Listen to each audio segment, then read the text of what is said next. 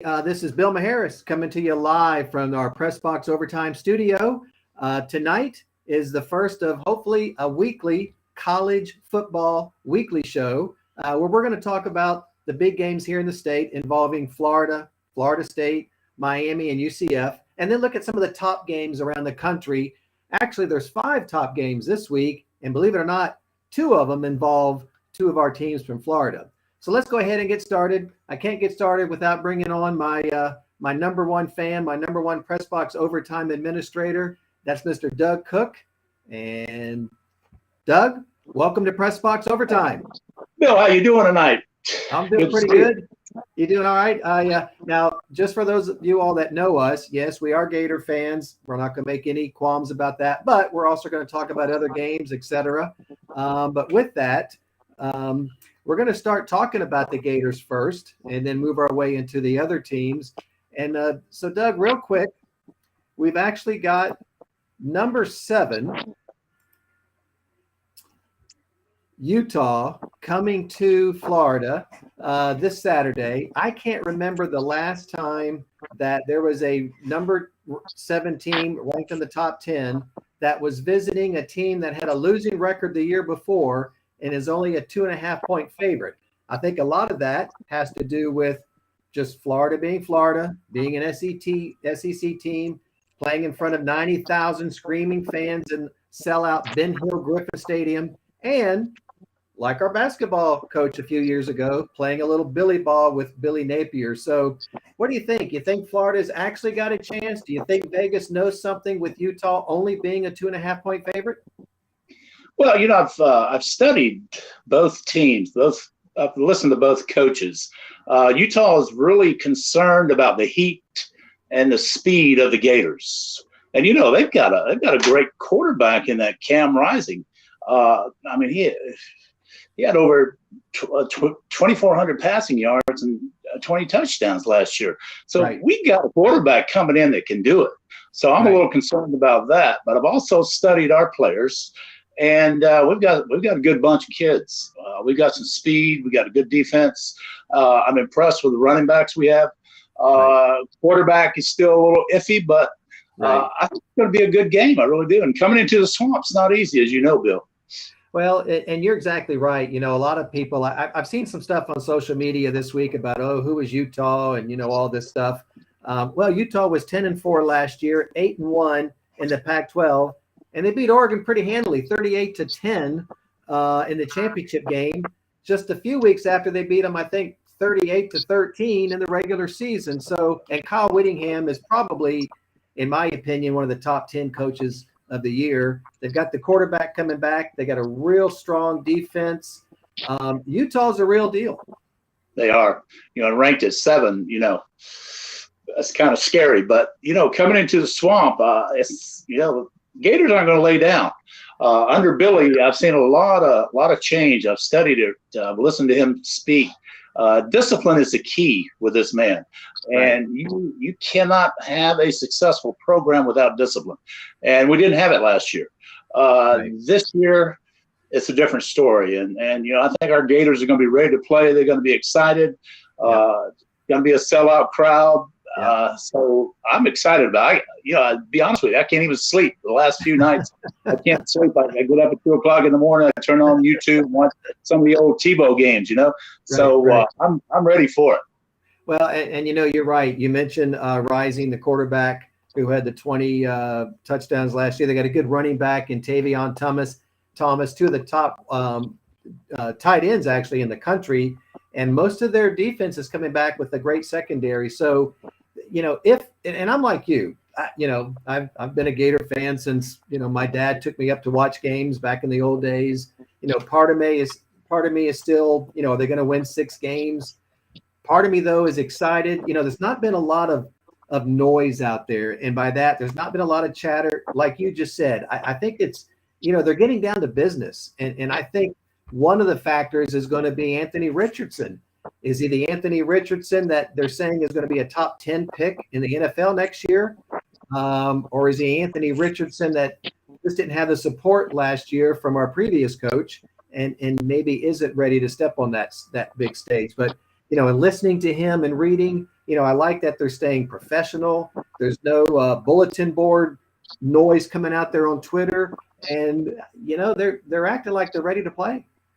Well, Anthony Richardson, Steve Spurrier said he's got some great God-given talent, which we've seen a little bit of. He's had 529 yards passing, 401 yards rushing, and 9 touchdowns. He's been injury prone, but this kid's got it, and he's gonna have to use his legs. Billy's already said he's gonna have to use his legs, maybe 12 to 15 carries a game. But he's got to know how to get down. He's got to slide. He can't take that big hit. So he is the key.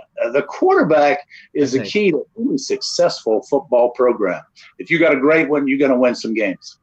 Well, and I think if I was reading correctly, 6'4", 240, maybe a 4.3 in the 40, which, that's moving when you're that size. And I think you're right. To me, Florida's success, I think, is just, and not so much how he does statistically, just how he does running the team, whether it's rush heavy, because I think Billy's already said he wants to, get the run going. When I look at Utah, a lot of their offense is a run game, and we were 85th in the nation last year against the run. So I think it's going to be how we bottle up their run and how Richardson runs our offense, and it's going to be interesting to see which run comes out on top. Yeah, our defense is pretty stout too. Defensive line, Gervon Dexter. He had 50 tackles last year, 2.5 sacks. Our safety, Rashad Torrance. You got Jason Marshall. I mean, these kids have some experience in that secondary as well as on that defensive line. Linebackers are pretty stout too. So, not to mention Trey Dean also, man, that had a great year last year with 88 tackles. I'm surprised he came back. I thought he was going to go in the draft, but we're not looking too shabby. Now, back in the day, Florida always had a great defense. Right. And as an ex-football coach, I always think you win with defense. Offense is for the show, defense is for the dough.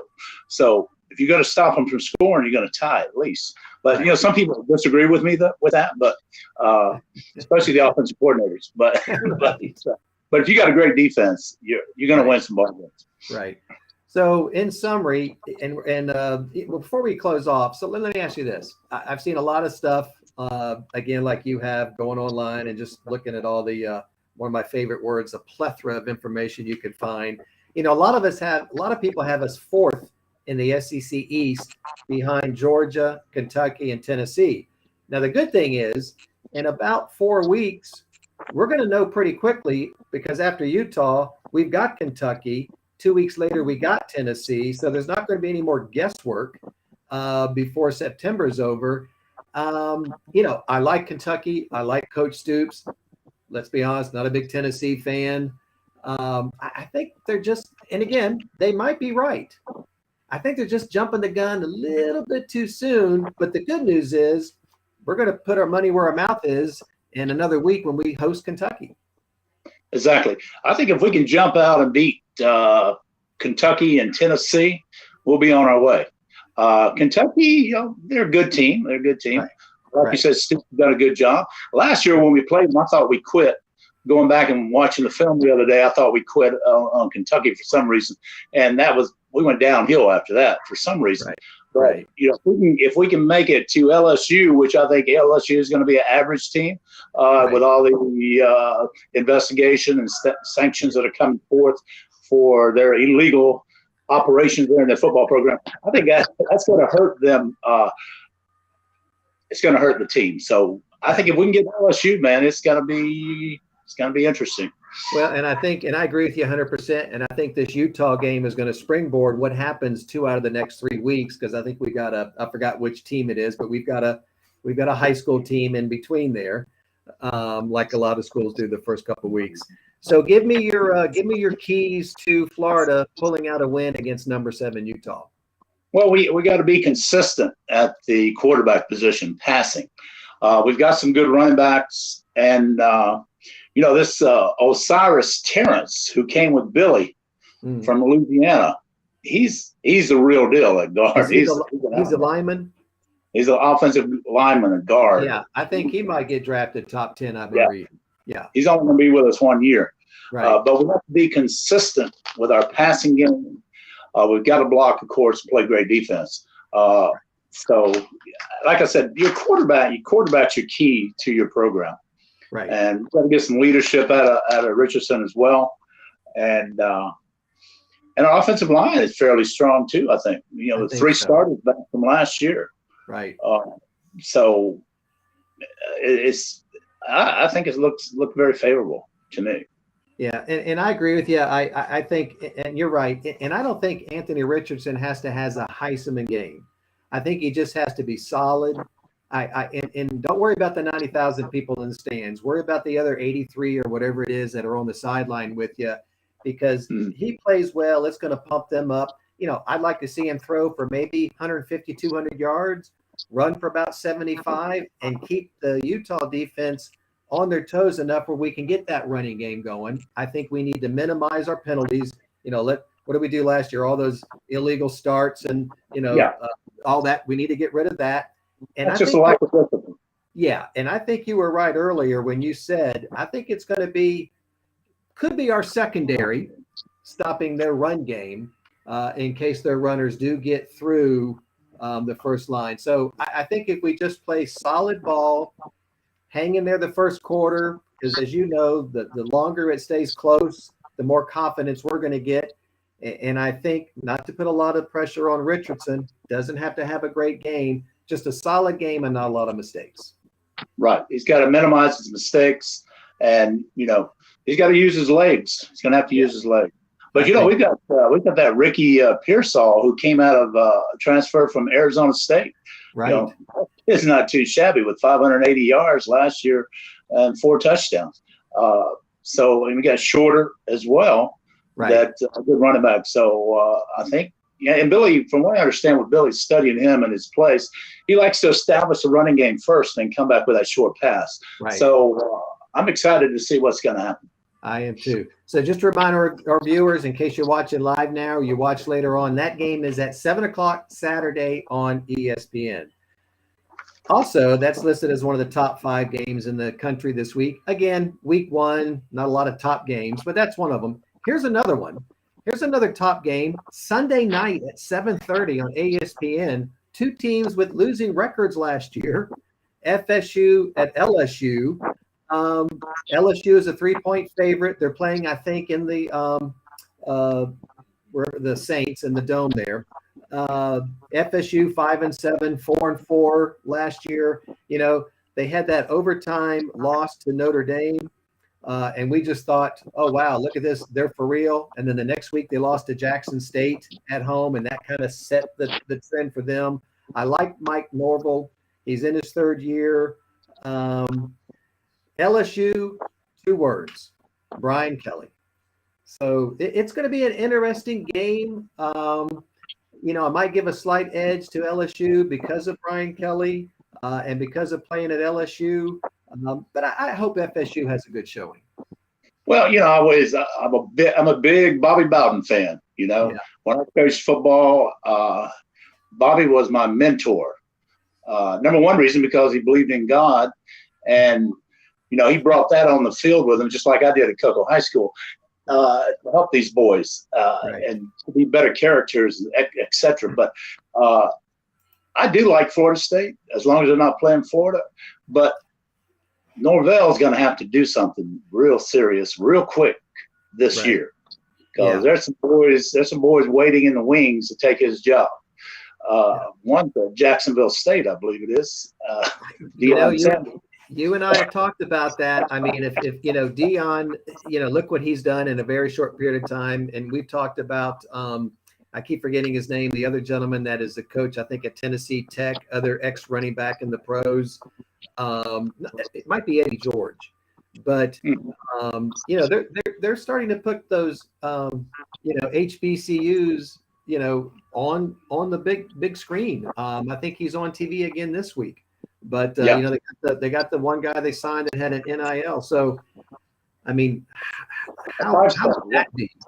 Again, not wishing any ill luck to FSU coach, but man, to bring Dion in, yes, I tell you, I've studied him too. I've listened to him. I like him. I mean, he's prime time. He's prime time. But that's going to attract some players. You know what I'm saying? That's going to attract some players that want to play for Dion. Now, let's face it.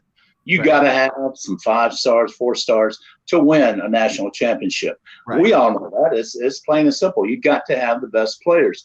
And if he can bring them into Florida State, boy, I'd hire him in a minute if I was their president.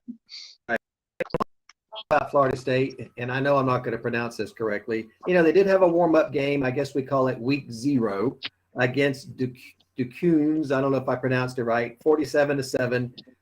Yeah, nothing major. We all have those kind of games. But quarterback threw for 207 yards, 3 rushers for over 100 yards each, and 6 wide receivers that caught a ball. So you know what? A little rust off. So that's one thing where I think it's going to be a close game. I see LSU pulling it out towards the end. And again, I'm giving a lot of credit to Brian Kelly, and I've read some things that I think are true.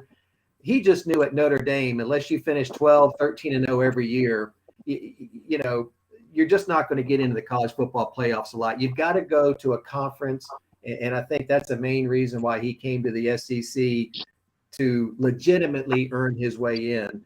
But I think FSU, they got a strong quarterback. Travis played last year. Again, they got a game under their belt. I think it's going to be close. I think LSU pulls it out at the end. But I just hope it's a good game for both, because I'm like you. I'd like to see FSU have a good year. Yeah, I mean, Brian Kelly, obviously a great coach that did what he did at Notre Dame. Right. He's bringing that with him to LSU with some great assistant coaches. By the way, that makes a big deal. That's a big point of any successful program, is to surround yourself with great coaches. That can recruit as well. Now, Florida State, I watched a little bit of that game and I fell asleep. When you get old, you got to get some rest. But it was so boring. I didn't know who this team was. I didn't know if they were playing a high school team or what. But they look good. I mean, they look good. They could score at will. So hopefully they'll carry that over to the LSU game. Because I'm like you, I'd like to see Florida State win if they're not playing the Gators. No, I would too. So we got another game that, again, I don't think it's going to be a big surprise. And actually, when I looked online, I didn't see a line for Miami. They're ranked 16th. They got the brand new coach who came from Oregon, Mario Cristobal. 7-5 last year, 5-3. But I think there's a lot of hype behind their new coach. I believe he had a pretty good recruiting season, got some guys in the portal coming back. So I think Miami's going to be strong this year. I think they're a valid top 20 team. Bethune-Cookman, I mean, I don't think it's going to be much of a game. I'm interested to see how they do. They got a quarterback at Miami, Tyler Van Dyke. He's actually on the Heisman watch, 2,900 yards passing last year. And in 2 weeks, they're going to play Texas A&M. So I'm excited that we're seeing a lot of these games, these interconference games, like Oregon and Georgia we'll talk about later. Arkansas's got a big game. Miami, Texas A&M. I like that. And I think with that, it brings a lot more legitimacy to the college football playoffs if you have a schedule like that. So, again, I don't think Miami's, let's be honest, going to have any trouble. Bethune's going to go down, hopefully make $1 million for their program. But I think Miami is a legitimate contender. They finished second in the Coastal last year. To be honest with you, there's a lot of hype for Pitt. I don't know. They lost their big quarterback. UNC, I love Mac Brown, but I think Miami can make it to the ACC championship game. Yeah, I think you're right about Miami. Miami has always scared me. Even back in the day when I coached at Cocoa High School in the 80s, all my players wanted to go to Miami. That's back when they were winning. Now, if Miami can recruit from Orlando South, if they get all the players, they can win the national championship every year. There's great players. Okeechobee, Miami area, they're great players. But they scare me. So I think they're gonna have a good season. I don't understand why they fired their coach they had last year. I thought he was doing a good job. He brought the program back, but I guess he just wasn't doing something right. But anyway, it should be a good game. Well, and I think, look, let's be honest, there's a lot of conversations that go on behind the door, whether this guy reached out to this guy that reached out to Mario and said, hey, would you be interested? You and I just got finished talking. There might be some text or phone calls going to Jackson State. Hey, would you be interested if? But I like their chances too. I don't know how strong Clemson's going to be this year. Listen, I like Virginia Tech. I like North Carolina State. Those are teams that are always competitive, always give you, FSU does not like to go play North Carolina State on Thursday nights. We just know that. Those games are big. But are they going to be there at the end of the year? I think, and I love Mac Brown, but he last year, he loses games he shouldn't lose. So I'm like you. I think Miami, and I'll be honest with you, I want to see Miami, Florida State to all be in the top 10 every year like they used to be. I mean, that's some great matchups. And you're right. If he recruits Miami Central, just upset IMG, the number 1 team in the country. You got St. Thomas down there. You got Cardinal Gibbons.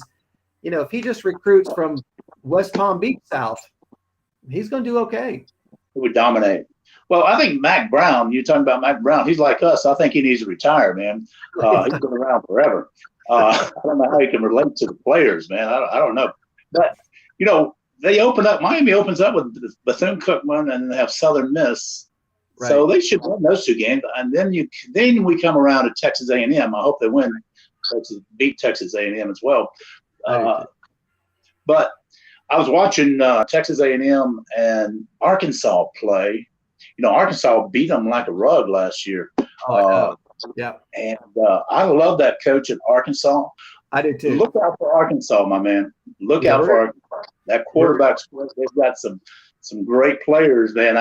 They scare me. Arkansas scares me. I'm glad I don't think they're on Florida's schedule, but no, we're gonna talk about them in a minute. So, Miami, I think ranked number 16 is a valid ranking, and I'm like you. I'm excited about them playing Texas A&M. So the last Florida game we're going to talk about tomorrow night. I mean, we got games all over the place. We got Saturday, we got Sunday. Tomorrow night on ESPN Plus at 7:00. Again, not a big game. South Carolina State at UCF, or at least UCF hopes not. This is the last year UCF's going to be in the American Athletic Conference. They were 5-3 in the conference last year, 9-4 overall. Defeated our Gators 29-17. This year, this is interesting.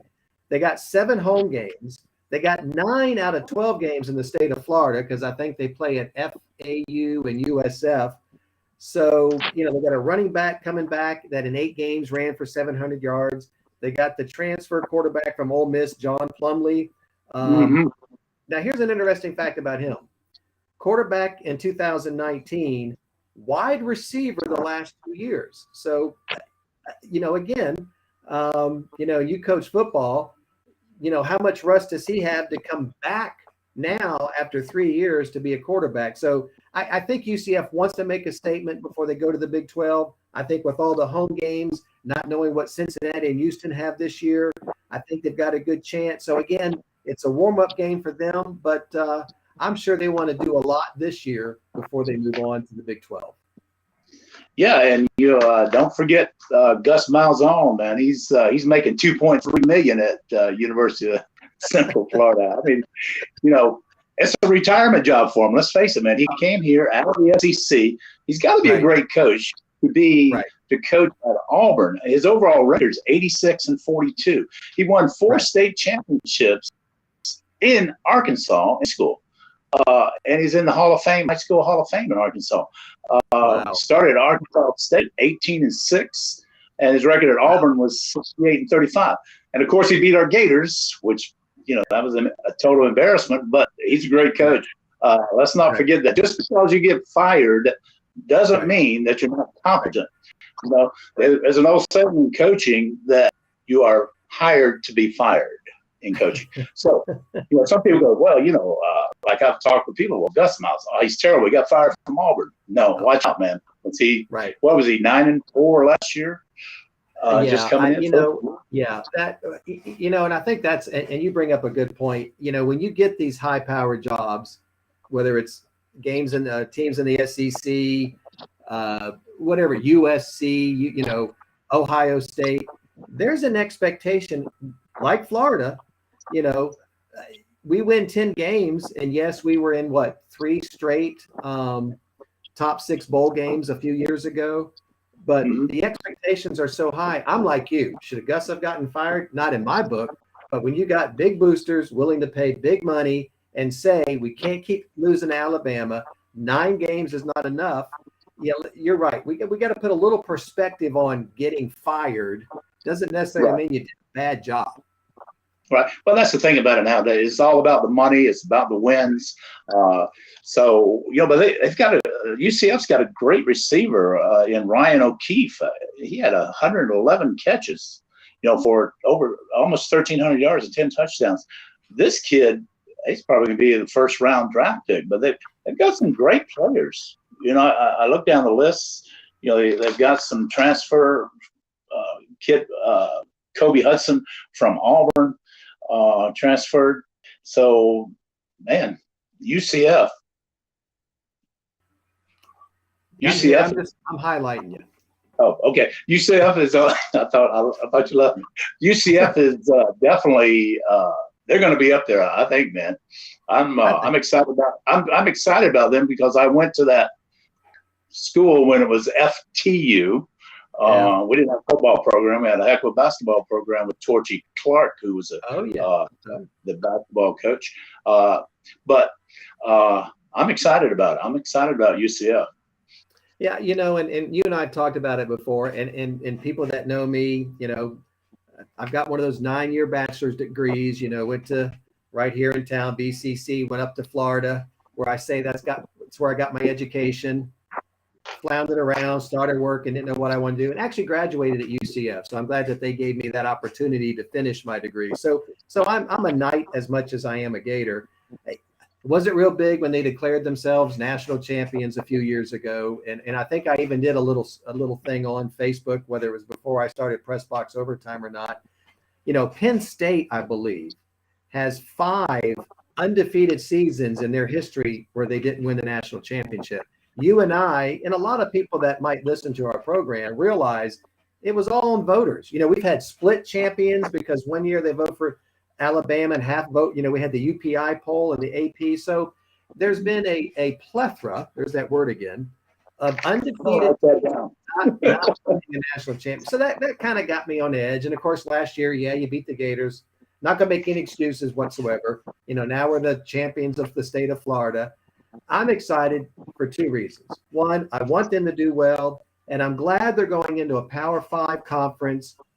Now we're going to see. And I'll be honest with you, just to harp a little bit on the Big 12, with Oklahoma and Texas leaving, and we're just talking football, I really think with Cincinnati, Houston, and UCF and BYU, as well as they've done in the conferences they're in and recruiting, now that they're going to be in a Power 5, I almost think that football conference might step up a little bit, even with Oklahoma and Texas leaving, because they've done well either independently or in the AAC. How well will they do now when they can start selling a Power 5 conference? Right. I think it's going to come around. I also think Texas is coming up also. They've got a great coach, and I'm hearing a lot of good things about Texas. So, good addition. I've seen them in some top 25. So let's look at, we got 3 other games we want to look at a little bit. Let's look at, and you just talked about Coach Pittman at Arkansas. They're hosting number 23 Cincinnati. Not sure what Cincinnati has. We all know that they are the first not non-Power 5 team to make the college football playoff. I'm like you. I like Arkansas. Even though they finished 3rd in the West behind Alabama and Texas A&M, they only lost by 42-35 to Bama. They beat Penn State in their bowl game. they Cincinnati, their run defense, I think I read they've lost 50% of their overall tackles. I like Coach Fickle too. I think that's going to be a fun game. That's this Saturday at 3:30 on ESPN. Arkansas is a 7-point favorite. I think they might win by double digits. I think you're right. I think it's going to be too much speed. Arkansas has a lot of speed. Yeah. So, you can't coach speed. No. You either got it or you don't. And, right. When I was at Cocoa, I had some speed, and we outrun a bunch of people. We outran a bunch of people. Like you say, that look real good. That's just a gift that everybody doesn't have. So that game is going to be this Saturday, 3:30 on ESPN. Also at 3:30 on ABC, we got number 11 Oregon going to number 3 Georgia. Georgia's a 17-point favorite. Oregon was 10-4 last year, 7-2 in the conference. They lost 2 of their last 3 games during the year to Utah, as we talked about. They lost 3 of their last 4. Utah beat them 38-7, 38-10, and Oklahoma beat them 47-32.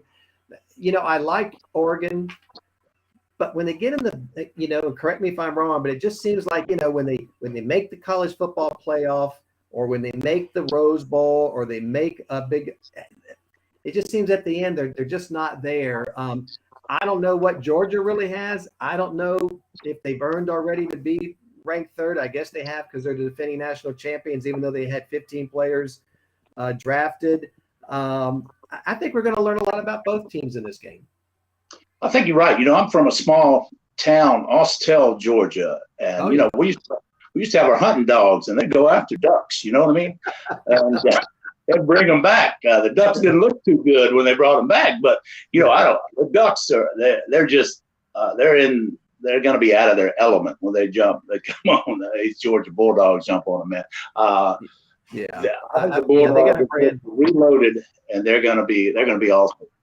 Yeah, I think with Oregon, I've always liked Oregon. Like I say, and I apologize, I can't remember who their new coach is.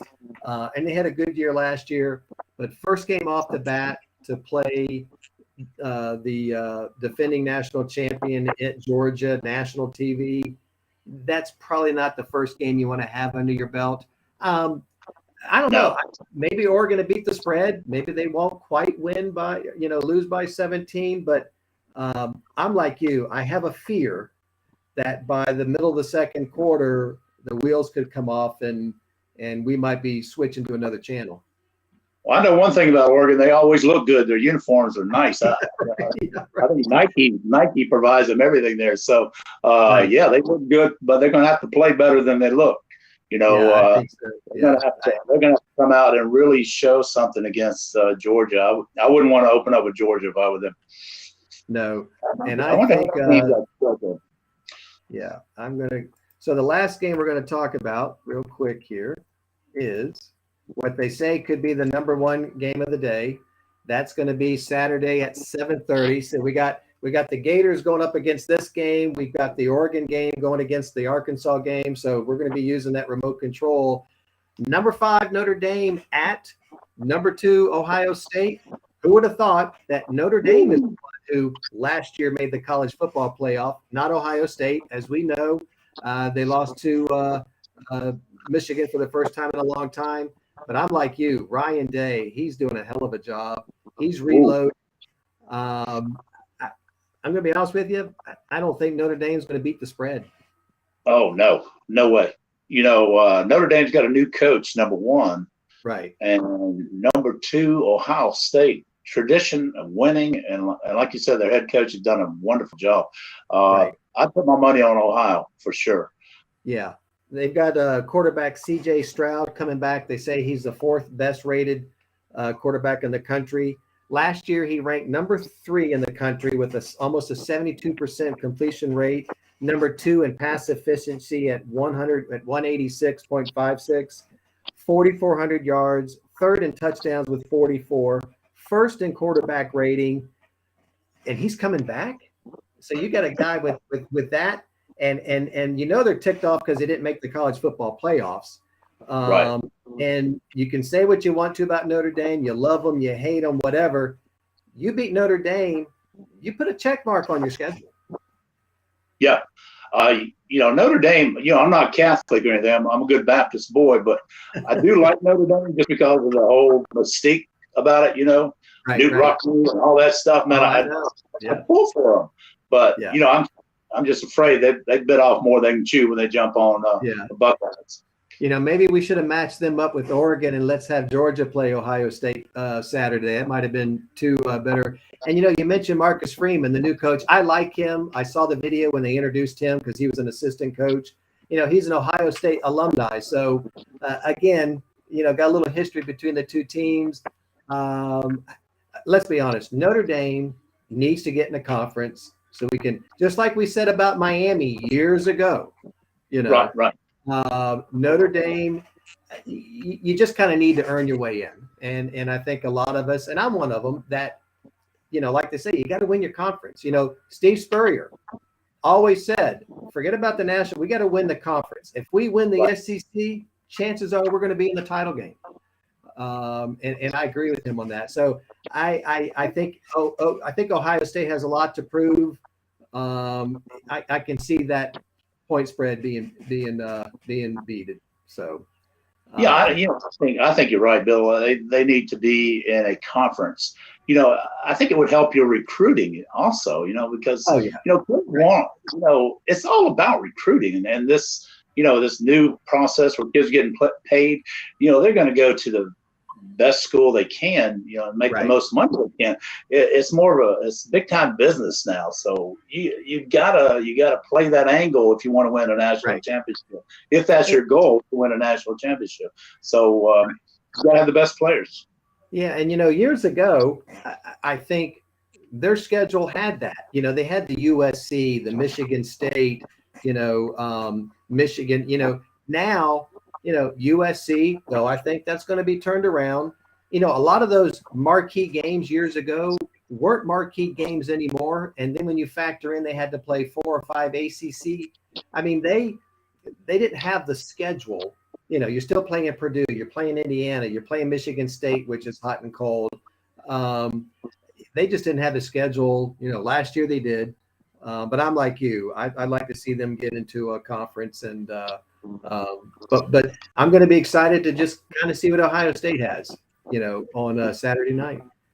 Well, I'm going to order my pizza and just, lay around all day Saturday. I already told my wife I'm not going to get anything done. Hey, here's a bit of trivia for you. D1 football teams. I didn't know this. I acquired this the other day when I was listening to Steve Spurrier and Doring. But a D1 football team has 120 players. Out of that 120 players are 85 scholarships and 35 walk-ons. Wow. And they only dress 70 on game day. And out of that 70, on an average, only 34 players actually play in the game. Wow. I didn't even know that as a football coach. But that's kind of interesting. Yeah, it is. Walk-on. A walk-on, some of them actually make it to the game day. But it takes some time. But that's a cool thing. But most of them are dummy holders and they get beat up in practice. But they get to wear a jersey and the jerseys are solid, not dirty at all when they're standing on the sideline if they dress. So, but that's some trivia there. I just want to throw that out there. Oh no, and you and I have talked too about this NIL thing and. Texas Tech, and I forgot the other school, maybe Arizona State, who have a deal where every player gets like $35,000, even the walk-ons. And to me, I think that was the whole purpose of what that was supposed to do, was to help these kids that even though they've got free school, listen, you and I were middle class. I didn't have a lot of money to go out and order pizza. And, we went to Publix or Winn-Dixie and got our 5 cans of mac and cheese for $1. So I like the way they're doing it, so that those 120 kids, because a lot of them, you got free school, but you can't go anywhere. So that's a good stat to know. And hopefully these schools are using that NIL process where all those kids can benefit. Right. Yeah. I think that's a great idea. 35,000 a piece. That's good. It gives the kids the opportunity to, go to a movie, take a girlfriend to a movie. Most of these kids don't have anything when they come to the university. So I'm all for it. Right. A lot of my friends, I got an old buddy over there in West Melbourne. He doesn't. He's my golfing buddy. You know who I'm talking about. But he's not going to watch college football or anything because he's so upset because kids are getting paid. That came down from the Supreme Court that they're allowed to get paid. So I'm on the train. I think it's great. I'm all for it.